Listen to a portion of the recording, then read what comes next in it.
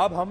भगवान श्री राम पर हमारी विशेष सीरीज के 12वें अंश में आपको यह बताएंगे कि सीता जी की खोज करते हुए भगवान राम और लक्ष्मण आखिर लंका तक पहुंचे कैसे।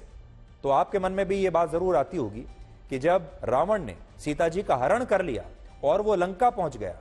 तो भगवान राम और लक्ष्मण और उनके जो बाकी के लोग थे उन्हें लंका का रास्ता मिला कैसे, आखिर वो लंका तक पहुंचे कैसे। रामचरितमानस के अनुसार सीता हरण के बाद जंगल में भगवान राम और लक्ष्मण की सबसे पहली भेंट जटायु से हुई, जो एक गरुड़ पक्षी थे। जटायु ने ही रावण के पुष्पक विमान का पीछा करते हुए सीता जी को छुड़ाने का सबसे पहला प्रयास भी किया था, लेकिन इस युद्ध में रावण ने जटायु के पंखों को काट दिया था और इसके बाद जटायु ने तब तक अपने प्राण रोक कर रखे जब तक भगवान राम उस तक पहुंच नहीं गए। यानी जटायु ने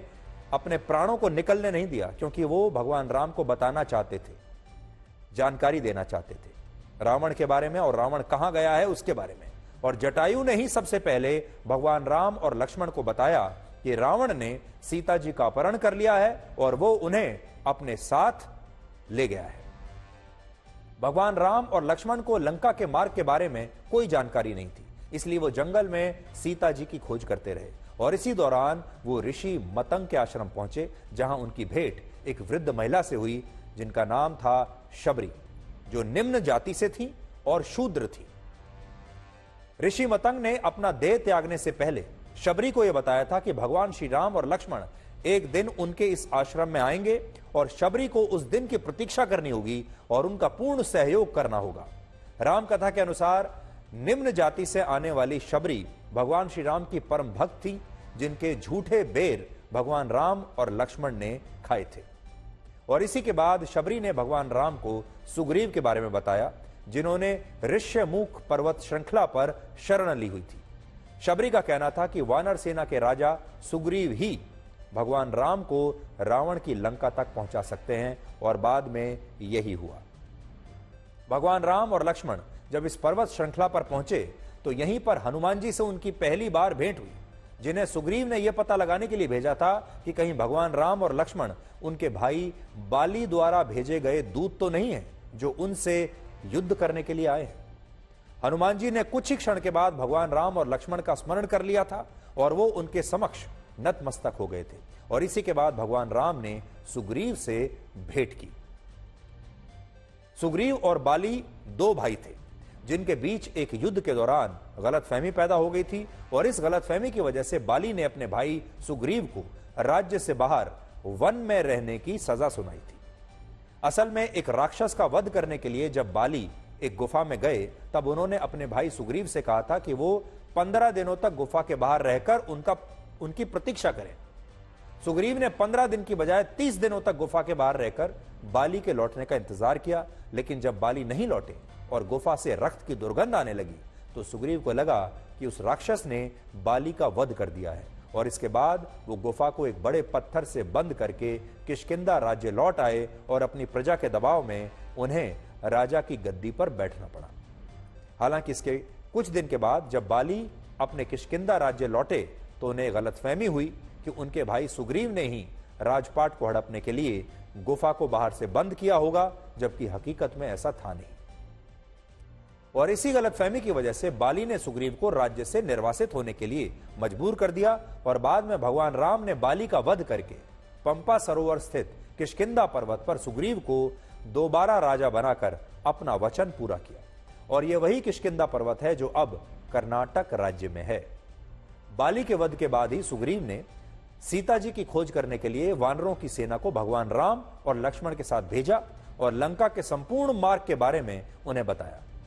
और इसी मार्ग में जब वानरों की सेना समुद्र तट के किनारे पहुंची तब जटायु के गरुड़ भाई संपाति ने बताया था कि लंका समुद्र के पार है और फिर हनुमान जी ने एक बार में समुद्र को पार करके सीता जी की खोज की थी और सीता जी की खोज के बाद उन्होंने एक घटनाक्रम में लंका को भी अपनी पूंछ से जला दिया था। और इसी से जुड़ा एक प्रसंग यह भी है कि जब रावण सीता जी का हरण करके उन्हें लंका ले जा रहा था तब सीता जी ने पुष्पक विमान से अपनी एक गठरी नीचे फेंक दी थी, जो बाद में सुग्रीव को मिली और यह गठरी उसी कपड़े की थी जो वनवास से कुछ क्षण पहले माता कैकेयी ने सीता जी को दी थी। भगवान राम को इस गठरी को देखते ही विश्वास हो गया कि सीता जी का अपहरण रावण ने ही किया है। लेकिन क्या आपको पता है कि लक्ष्मण इस गठरी के कपड़े और इसमें बंधे आभूषणों को पहचान ही नहीं पाए थे, क्योंकि लक्ष्मण ने कभी आंखें उठाकर सीता जी को देखा ही नहीं था। वो सीता जी को मातृ रूपी मानते थे, मां के समान मानते थे, और बिना उनकी तरफ देखे निरंतर उनकी सेवा करते थे। और इसीलिए लक्ष्मण सीता जी के आभूषणों को तब पहचान नहीं पाए, क्योंकि वो जानते ही नहीं थे कि सीता जी कौन से आभूषण पहनती थी। अब सोचिए, लक्ष्मण की भी मर्यादा ऐसी थी जिसकी आज के जमाने में शायद कल्पना भी नहीं की जा सकती। अब आप ये देखिए कि उत्तर प्रदेश के मुख्यमंत्री योगी आदित्यनाथ ने अयोध्या में भगवान श्री राम की प्राण प्रतिष्ठा से पहले आज तक को दिए आज एक खास इंटरव्यू में कहा है कि निर्माणाधीन मंदिर में प्राण प्रतिष्ठा को शास्त्रों के खिलाफ बताना बिल्कुल गलत बात है। ये बताइए कि अगर शिखर नहीं बन रहा है और उससे पहले प्राण प्रतिष्ठा हो रही है तो क्या ये पूर्ण नहीं है? क्या गर्भगृह का बनना पूर्ण नहीं माना जाता है मंदिर को? देखिए, रामलला का प्रकटीकरण हम जिस विग्रह को वहां स्थापित कर रहे हैं, अनुष्ठान उस विग्रह का होता है। और ऐसा नहीं कि ये पहली बार हो रहा। अयोध्या में जो कुछ भी कार्यक्रम हो रहे हैं, इस सनातन धर्म के शास्त्रोक्त पद्धति के अनुसार ही हो रहे हैं। और शास्त्र परंपराओं से भी चलते हैं। दूसरा, लोकहित में, जनहित में परंपराएं बनाई भी जाती हैं। उन शास्त्रोक्त पद्धतियों का पालन करते हुए इन सभी चीजों को जो पूर्व में भी हुए हैं और आगे भी होंगे, उसी के अनुरूप एक कार्यक्रम भी अयोध्या का श्री राम जन्मभूमि तीर्थ क्षेत्र न्यास के द्वारा प्रारंभ। अब आपको यह दिखाते हैं कि जब विपक्ष राम मंदिर पर इतनी राजनीति कर रहा है, इतनी कड़वी बातें कर रहा है, लगातार राजनीतिक आरोप लगा रहा है, तो उसका जवाब देने के लिए प्रधानमंत्री मोदी क्या कर रहे हैं? प्रधानमंत्री मोदी ने आंध्र प्रदेश के लेपाक्षी मंदिर में आज पूजा की है और तेलुगु में रंगनाथ रामायण के छंद भी आज उन्होंने सुने हैं।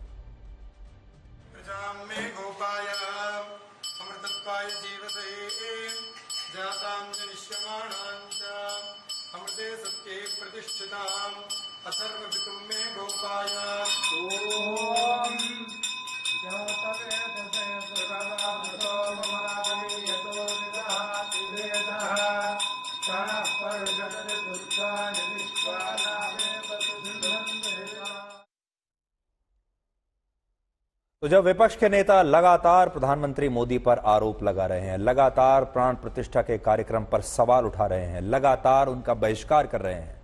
ऐसे में प्रधानमंत्री मोदी पूरी तरह से राम की भक्ति में इस समय डूबे हुए हैं। इसका जवाब वो कैसे दे रहे हैं? वो कोई बयान नहीं दे रहे, वो कोई राजनीति नहीं कर रहे, वो 11 दिनों का व्रत अनुष्ठान कर रहे हैं, वो इस दौरान गौ सेवा कर रहे हैं, वो इस दौरान मंदिरों में जाकर पूजा पाठ कर रहे हैं और चुपचाप इन तस्वीरों के जरिए अपने राजनीतिक प्रतिद्वंदियों को जवाब दे रहे हैं और देश की जनता को भी बता रहे हैं कि वो क्या चाहते हैं और इस समय उनके मन में क्या चल रहा है। और मन में आपको अगर आप देखेंगे तो वही है कि उनका राम भक्ति में वो इस समय डूबे हुए हैं। तो ये भी जवाब देने का एक अलग तरीका है।